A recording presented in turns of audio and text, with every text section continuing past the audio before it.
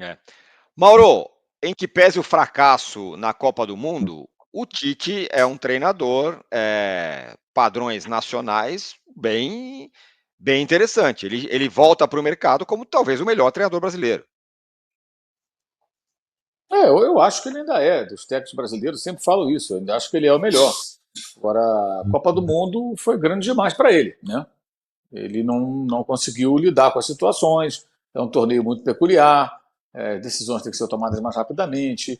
Você tem um cardápio de jogadores para escolher, né? Então você não trabalha com aquele elenco ali. Você pode selecionar jogadores brasileiros em qualquer geração. Sempre você vai ter uma certa fartura em determinadas posições. E aí você acaba fazendo suas escolhas de convocação, de escalação, de substituições. Ele se complicou um pouco nisso. Acho que o Tite cometeu um erro, porque ele se cerca de pessoas sempre que pensam muito parecido com ele, futebol. Então ele monta uma forma e aí tem que encaixar todo mundo naquela forma de jogar. Quando não funciona, a coisa se complica. Mas ele é um cara que já se reinventou algumas vezes, é um cara que pode voltar, inclusive, ao futebol com uma visão um pouco diferente das coisas. E no clube, com aquele trabalho que você tem por mais farto que seja o elenco do Flamengo, por exemplo, é um elenco que ele trabalha com aquele grupo de jogadores. E não pode convocar quem ele quer. Próxima semana eu convoco um, agora eu quero outro, agora eu não quero mais isso. Não, é com aquela turma que você trabalha. Então você vai moldando a sua equipe de acordo com os jogadores com os quais você pode contar. Pode sair um, chegar outro, uma contratação, outra, mas aquela base, ela não se modifica a toda hora. Como numa seleção, você pode convocar de uma data FIFA para outra 10 jogadores diferentes, se você quiser. Né? E você pode eventualmente perder por contusão, suspensão, 3, 4 jogadores importantes. E aí você convoca 3 outros 4 com os quais você nunca trabalhou, de repente, faz experiência. É totalmente diferente. A experiência dele na seleção não foi ruim, mas nas Copas foi péssima. Foi muito decepcionante, porque havia uma expectativa grande. E a expectativa era grande porque ele já mostrou que ele é capaz. E a referência do Tite, que muita gente, ou algumas pessoas, talvez não sejam tantas assim, retranqueiro, tudo é muito lá daquela fase de 10, 11 anos atrás do Corinthians.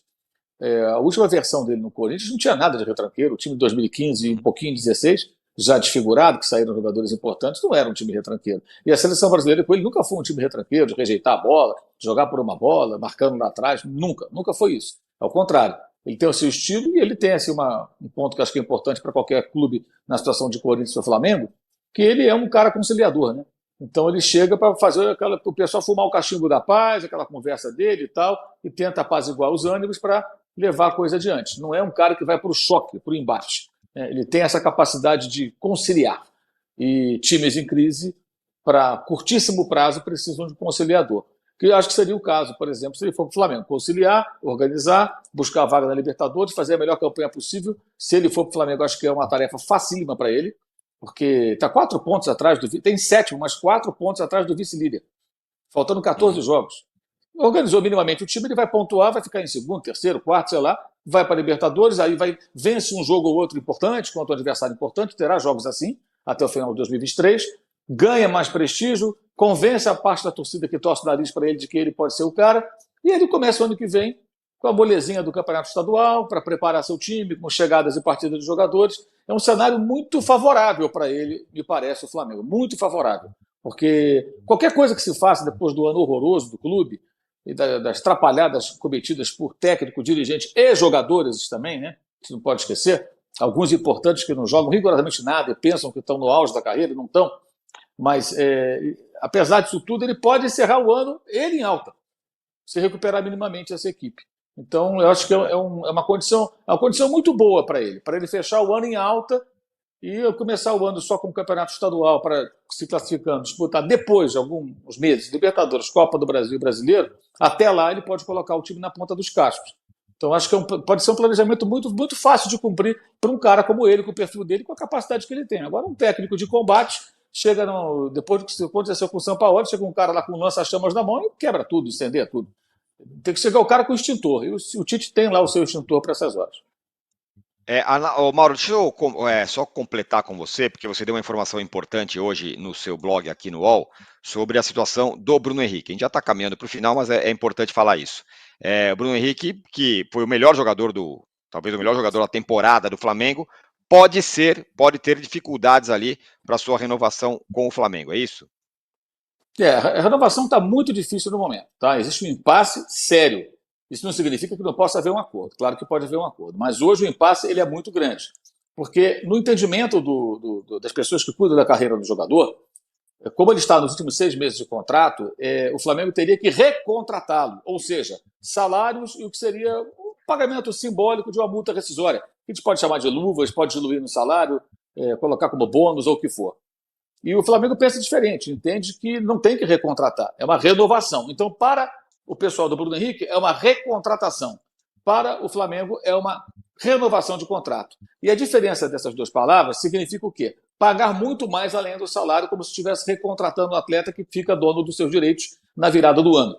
Então, esse é o impasse. E o Flamengo entende, inclusive, e eu acho até que faz sentido, que já fez essa, entre aspas, recontratação quando, no começo de 2020, depois do ano maravilhoso do Bruno Henrique em 2019, que foi o primeiro dele no Flamengo, ele não era jogador desse patamar, para usar a palavra que ele tornou mais popular.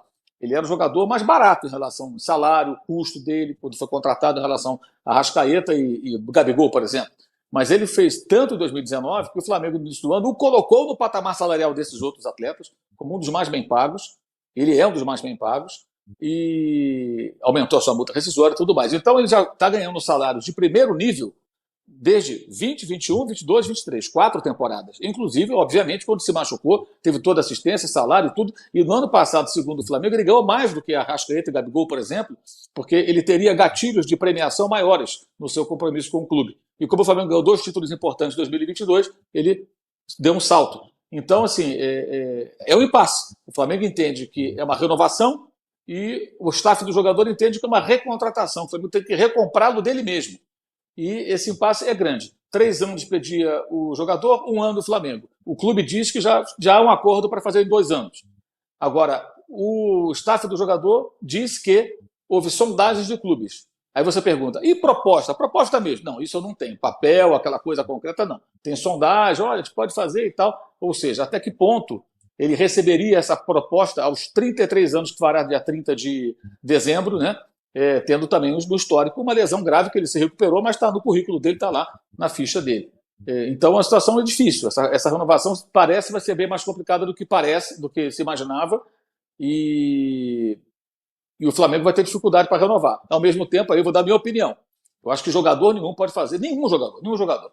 O clube não pode se curvar a nenhum jogador. Queremos isso, é importante e tudo mais. Acho que tudo tem um limite. E sair do trilho financeiro, aí é o seu Flamengo antigo. Já tem vários sintomas de Flamengo antigo nessa temporada. Aí você vai voltar para a loucura financeira, dá o que o jogador quer, não importa, cala a torcida. Isso não é profissional, na minha opinião. Mas o Bruno Henrique tem o direito também, claro, de pedir o que ele bem entender, o que ele acha que ele vale. Isso aí é um direito do atleta inquestionável.